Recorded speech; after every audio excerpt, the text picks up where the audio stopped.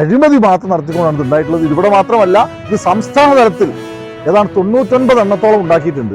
എല്ലാ തലത്തിലും അന്വേഷണം ആവശ്യമായ കാര്യം തന്നെയാണ്. തീർച്ചയായിട്ടും ഇതിന് കൃത്യമായ അന്വേഷണം ആവശ്യമുണ്ട്. അന്വേഷണവും ശക്തമായ സമരങ്ങളും ഒക്കെ തുടർന്ന് അങ്ങോട്ടുണ്ടാകും.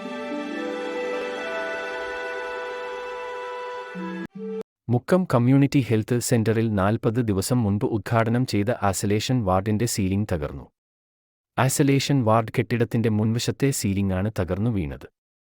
ഫെബ്രുവരി 16 മുഖ്യമന്ത്രി പിണറായി വിജയൻ ഓൺലൈൻ വഴി ഉദ്ഘാടനം ചെയ്ത കെട്ടിടമാണിത്. ഉദ്ഘാടനം ചെയ്തെങ്കിലും ഇതുവരെ പ്രവർത്തനം ആരംഭിച്ചിരുന്നില്ല. 1.89 കോടി രൂപ കിഫ്ബി ഫണ്ട് ചെലവഴിച്ചാണ് കെട്ടിടം നിർമ്മിച്ചതും ഫർണിച്ചർ ഉൾപ്പെടെയുള്ള സാധനങ്ങൾ വാങ്ങിയതും. തൃശൂർ ഡിസ്ട്രിക്ട് ലേബർ കോൺട്രാക്ട് സൊസൈറ്റിയാണ് നിർമ്മാണം പൂർത്തിയാക്കിയത്. കെട്ടിടത്തിന്റെ നിർമ്മാണ സമയത്ത് തന്നെ അപാകത ഉണ്ടായിരുന്നെന്നും നിർമ്മാണത്തിൽ വൻ അഴിമതിയാണ് നടന്നതെന്നും സ്ഥലം സന്ദർശിച്ച UDF കൗൺസിലർമാരും UDF നേതാക്കളും പറഞ്ഞു. ഒരു വൈറ്റ് വാഷ് ചെയ്തതുപോലും കൃത്യമായി ചെയ്തിട്ടില്ല. സൈഡുകളൊക്കെ ഇടിഞ്ഞു പൊളിഞ്ഞിരിക്കുന്നു. ടോയ്ലറ്റ് ഉപയോഗിക്കാൻ പറ്റുന്നില്ല. മാത്രമല്ല, ടോയ്ലറ്റിന്റെ പൈപ്പ് ഇട്ടത് മാറ്റി, രണ്ടാമത് ഞങ്ങൾ വന്ന് സമരം ചെയ്ത് മാറ്റി സ്ഥാപിച്ചതാ.